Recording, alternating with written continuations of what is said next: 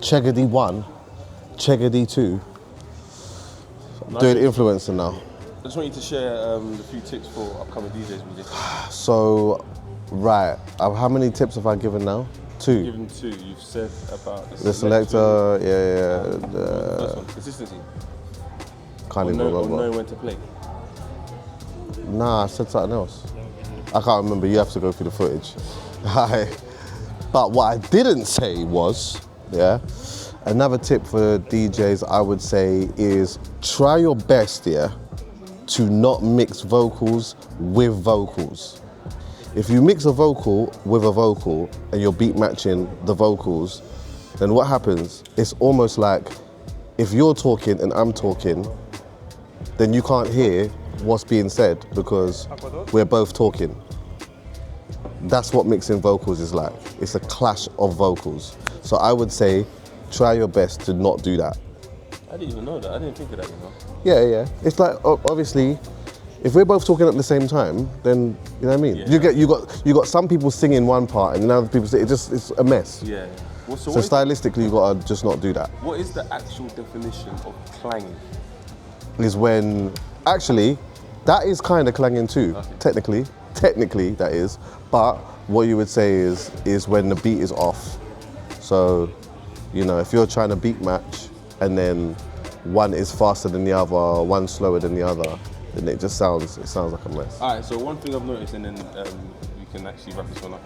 I've got another one, by the way. Okay, cool. No, but go on. Yeah. So you know when you look at the Serato, you can see that the tempo is 82 or 182. BPM. BPM, sorry. 101, 101. Does that mean it should mix together? Yeah, but hear what I'm saying, because this actually, you've just given me another thing that I want to say.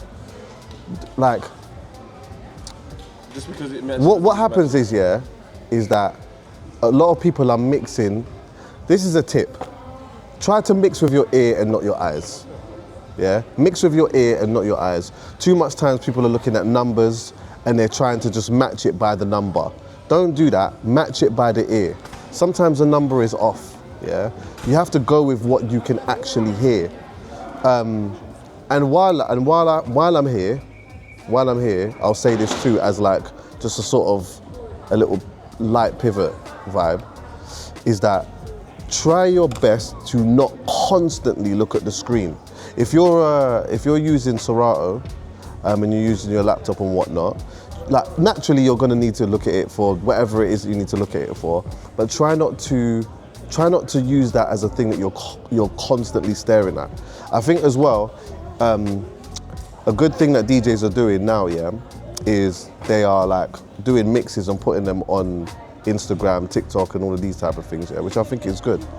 But where I think it is really unattractive, I watched a clip of a DJ mixing the other day, and she's got the camera there and whatnot, and she's trying to create a vibe through the screen, but all she's doing is, well, through the screen, like through us watching her, but she's just constantly just looking at her screen. So it's like, I can't catch a vibe with you because you're fixated over here. Like, what are you looking at? Yeah. Do you know what I mean? So, you know what I mean? Try to pull away from that a little bit. Another one, while we're here, is... He's giving you gems, you know? Another one while we're here, like, look at and find DJs that inspire you. Like, I still do that. I still find DJs that inspire me or whatnot. And there's like certain things that I look at stylistically that makes me want to do elements of it too. So like one of the DJs that really inspires me at the moment is DJ Puffy. You know, Puffy, he inspires me because I go for DJs as well. When you look at the train of DJs that I like, a lot of them have similarities because I do like DJs that are quite good at being able to talk on the microphone too. Puffy's really good at that. He's technically very gifted.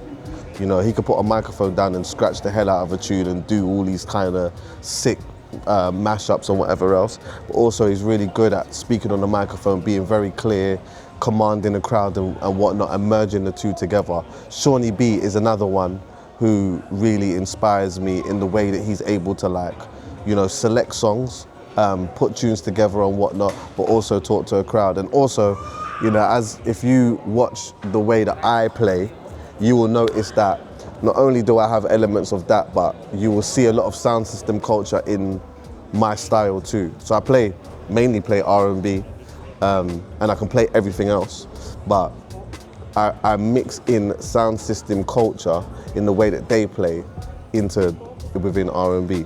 So like I follow a sound system called Bass Odyssey, Stone Love. Mighty Crown was another one that I used to follow. So these are people that inspire me. I take elements of that and I just make it my own. So yeah, I would say find DJs that inspire you still. I think that's more than enough. Yeah, man. So for now, you know. Yeah. Right. And one more. Another one. I'm here. Yeah, I'm here, man. Like, I feel as though we're moving into a section now, yeah, where like people's motives for DJing has changed. And I'm not here to criticize anyone's motive for DJing, but what I will say is, yeah, like a big part of this is knowing, understanding, and loving music. So like, you need to have answers for, if someone's asking you like, you know, what is your favorite this? Like, what is your favorite song? What is your favorite this, or whatever it may be, yeah, like, have an answer for that. It's good to just know what you really, really like, as opposed to just like playing what everyone just wants to hear. Do you get what I'm saying? Like, what do you like? And incorporate elements of what you like within what you play, as opposed to just top 10 thing. You know what I mean? All right. A pet peeve of mine, by the way, yeah, is hearing. There might be DJs out there, yeah, that I have no idea of what they like. They have no identity. Oh, that's another one, sorry. Have an identity. Have an identity. Just a little bit. Try to figure out an identity a little bit. Why are you? What makes you good? Who are you? What? Yeah. What is gonna make you? What is gonna make you good? Like, what do you think makes you good?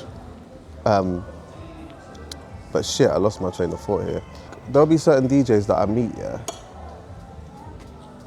and you can't necessarily have a musical conversation with them because they're not necessarily into music like that. But they want a DJ, and their whole hustle is, can you send me a top 20 of this? Can you send me a top 20 of that? Let me tell you something, yeah? I have no problems sending Dan a top 20 of dancehall, for example, because I know he loves music. Do you get what I'm saying? I don't know you. But I don't know if you love music, so why am I sending you what I love and you don't even... Do you get what I'm saying? Why are you here? Is it just a limelight thing in that? Of course it is. Why not? No, there's nothing wrong with being in the limelight. Oh, you mean the reason why you're DJing? Yeah, there's nothing wrong with being in the limelight, but I just think it gets a little bit messy when there's no music loving within your core. Seeing as you're in the spirit of sharing information, yeah? Yeah. What are the reasons why you book a DJ? Like, what do you look for? I look for DJs that know the assignment, essentially. I look for DJs that have range. That's really important. You know what? See, with R&B and slow jams in particular, yeah. This is a great example. Someone came up to me after it was after London East, and it was like, I DJ. I would really, really love to play. I would love to do like, you know, a warm-up set or something like that. So I said, so what would you do? Like, what would you do in a warm-up set? And they said, well, like, I know the songs that you play. And I said, but I don't need you to do what I do. I do what I do. I don't need someone to do that. If this is a music genre or a specific music genre night, I don't need someone to do what I do at 5 o'clock. I don't need someone to do what I do at 6 o'clock. I don't need someone to do what I do at 11 o'clock. I need someone to do something different at 5, someone to do something different from the person who did what they did at 5 at 6, and someone to do something different at 10. Do you get what I'm saying? So I look for DJs that are good at being able to do that. So they need range. In the future, how do they answer that question? Two things. You know what I would? This is exactly what I would. If there was an event, yeah, called R&B and Slow Jams, and I wanted to DJ at it. The first thing I would do is I would go to R&B and Slow Jams and I'd go early, and I would watch the whole thing, and then I would be able to get a good gauge of what I think I would do at a certain time. And then what I would do is I would provide a mix and say, this is what I would do. Here, could you have a listen to that? Someone actually slyly did that. I met him in the BBC building. He's a producer, and he said to me, yo, like, I've come to R&B and Slow Jams a few times and whatnot, and I'd love to play. And he told me the style of music that he plays and where he thought it would fit. And it's quite different, but I think it would be really good to give him a go. All right, so you said it on camera, you're gonna make it happen. Yeah. I'm in touch with him still. But it will probably be at one of the smaller ones, but it can't be at Studio 338 yet. Do you get what I'm saying? It has to be. You signed a new player, you gotta do your EFL first, man. Yeah, man. Any more before? Wash your panties, man. I'm even that in there. I said it with a straight face as well. Look, no blinking. That's that JD Chuckie. That's that vice Chuckie, you get me? It's true though. Wash your panties, man. What you doing? Jennifer Ross was on TV talking about you don't shower and that. That's crazy. No. He said he likes going to premieres because it forces him to shower. He likes to go premieres because it forces him to shower? Or do the TV That's shows. crazy. That's crazy. You know the fun. Yeah, that's what he said on Mo's podcast. Janae Aiko uses lemon underneath her armpits. She don't. Lemon juice, I think. Because of the acidic properties. I don't know. I still drink her bath water though. She can't do no wrong. I said it. Yeah, but she looks so good that she could stink. She's clean and tidy. She's clean and tidy. Ease up on the BBLs a tiny. I know it's not a DJ thing, but I'm hearing it. I'm hearing it. Just a little bit though. Obviously, I'm not here to body shame and that. But that's not just going to get you a booking. What? What? Did I say something bad? That's not just going to get you a booking. Are you going to become one of those DJs What's that? that dance on stage? That just dance. Oh, what? That does routines and that. Yeah. Nah, but I tell you what though. They're going to come out topless with your chest. Nah, I ain't gonna do that. But I will, as you're doing that, I will have an honourable shout out to a salute to Rachel Anson though. She does it good. Rachel Anson, sick DJ. She plays well, and she comes out and you see her start doing some of the dance or dances or whatever, and she does it well. She doesn't overdo it, but she does it in a fun way. Right, I think she's good. You're not doing topless anymore, no? Yeah, I'm back in my top off in motor. Headline set. David is 100. Yeah. David's topless now.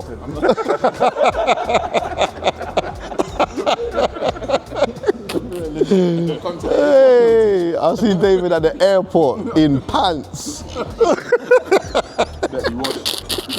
Final question, yeah. So, the rumours, yeah, Yeah. that Mark is supposed to be hosting a pool party in Malta. I don't speak no English. I don't know nothing about that. I'm leaving this one in, you know. He's under the impression that he's booked. Who did he get that from? I don't know. I asked him to confirm. Well, no, I can't wait. I'm waiting for the documentation, bro. Malta, I think, is going to be like a really, really good experience. But I also think that it's going to be. I think we're going to learn a lot doing this. And you know what? I think, if I'm being totally honest, I think as good as Malta is going to be this time, I think the next one is going to be where we like hit it, nail it in the, what's the term? Nail in the coffin. Nail on the head, Nail on the head. Nail in the head, yeah, that's it. Nail in the coffin, yeah, nail in the head. That's what I think we will. But Coffins, yeah. One of the girls on our flight said, "You just see a hand luggage." see her what? Her hand luggage? Hand luggage. It was a coffin. It was a coffin? Yeah. Man, Yeah. that's crazy. Seeing as talking about coffees, yeah. I know I'm supposed to. My barber. Your barber, yeah. I have to repeat this because they can't hear you. My barber had the genius idea. I feel like I'm flaming him out right now, yeah. I got connected. It's connected to yeah. He had the genius idea to start a flat pack coffin business because he felt like the cost of coffins are Like an IKEA, IKEA, like an IKEA IKEA, of fat IKEA for coffins. coffins. Okay. IKEA for coffins, basically. I mean, as You know, it's not a crazy dark as it thought. sounds, I hear it. There's supposed to be an IKEA for coffee. They're expensive, you know? Already. What? Huh? They're expensive, you know. Yeah, coffee. My mum works in. My mum's a funeral director now. That's her retirement job. So she's outside. She knows how expensive that thing is. Oh, you know. Listen, you know I love me some of this conversation. You don't even want me to go down this dark lane. Would it work then? Huh? IKEA version of coffins. What buy? What? So, What happens though? what would you buy the? You wouldn't buy the coffin in IKEA. No, it's a flat pack. You make the coffin. You make it. You make the coffin. No, that's what Yeah, you but you can't. Yeah, it's mad. Oh, you make the coffin yourself? Yeah. Oh, I can see a disaster in that. Too dark, man. You can't deliver that to your yard. So wait, how do you test it with a body? You put a body in there and then just walk around with it? Just don't nail it. Walk around with it. No, You still got to carry the coffin through the But church. they make sure they knows it. Exactly. Hey, you'll get me that allergy. That's a get allergy. It's gonna break as well. Imagine it just breaking apart in the shop. Yeah, that's what I mean. Yeah, that's what I'm saying. The thing just, mate. You gonna phone a friend to come help you? Gonna phone the babes to come over. Hey, what do we help you? Yeah, just No, but I put this coffin together. I assume the family. Do you know what? I've got a really bad and dark question to ask, yeah, but I'm gonna have to ask it now. It's a bit mad to say, because obviously it's a touch wood thing, yeah? Why for that? If you died right now, Sorry, a man said his throat was what? what did he say? Yeah. What did What did he say? Your throat was good. Don't tell me to sing. I said my throat is gone. Then, but big and serious, yeah? If you died today, and then obviously your funeral was like in a couple of weeks, yeah? Would there be anyone at your funeral that would be pissed to know what you was doing with so-and-so or such and such? Like, would there be somebody that would be like, I can't believe it, because they thought that they were a little bit more important than, do you understand where I'm going? Because the girls' toilets at funerals must be crazy. The women's toilets, shall I say. Yeah, because now, you link this one, you was doing that, you did, because you know what, I know a man who died at a links yard, you know? Huh? Not the realistic age of dying. You said that. You're not in a realistic age of dying. That you're dying, yeah. If you're 80 It means like the end of your life. That's what he's saying. Like if you live to your life expectancy, then everything shouldn't have any drama when you die. You gotta be having drama at 8. I'm asking you if you died today. That's not realistic. It's not realistic that you die today. No? But you know, Do you know how crazy this will age? Do you know what? I'm not even going there. No, don't keep it.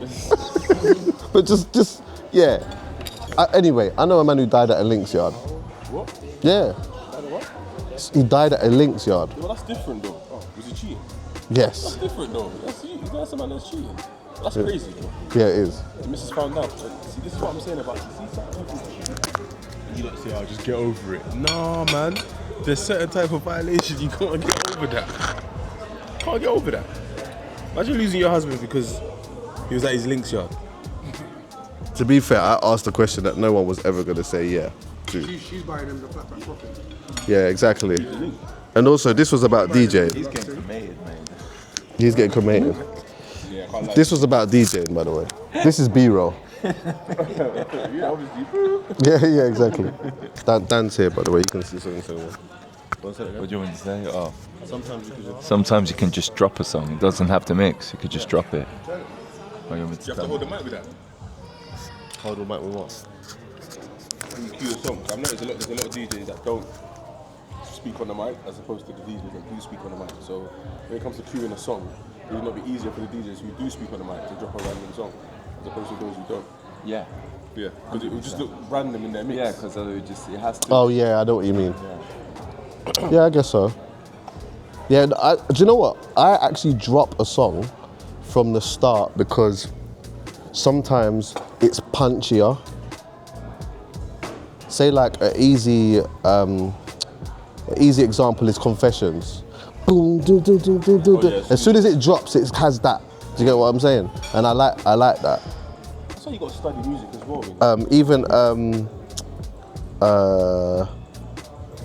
Aaliyah, The name of the songs escape me now. No, not the boat. Are you somehow? Yeah. Yeah.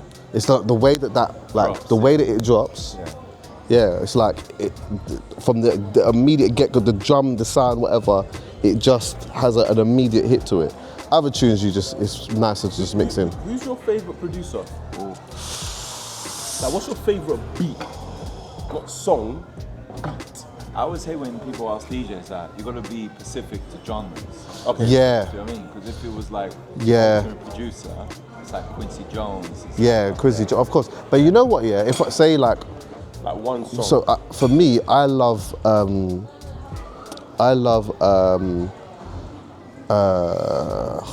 I love Timbaland.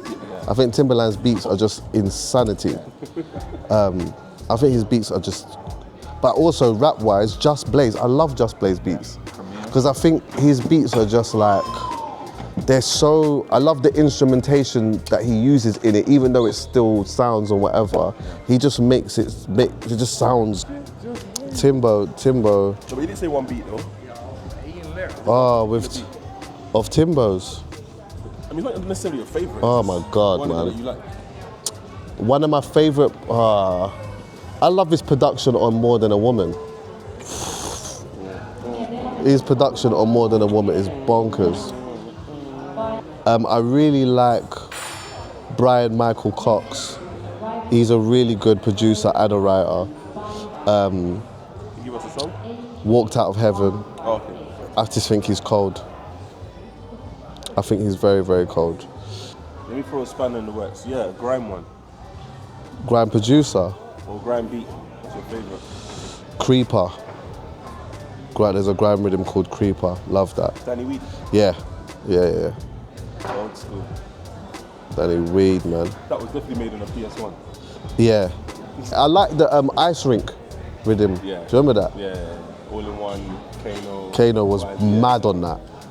Dizzy has spat all of his flipping reload bars on that. Dizzy conversation that they had on Chunks and Philly's podcast was actually sick. You know? The Dizzy we know and the Dizzy they know. Yeah, they know. Dizzy. They know bonkers Dizzy, innit? Yeah. Yeah.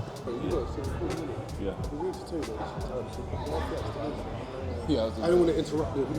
By how much? Okay. So I can talk.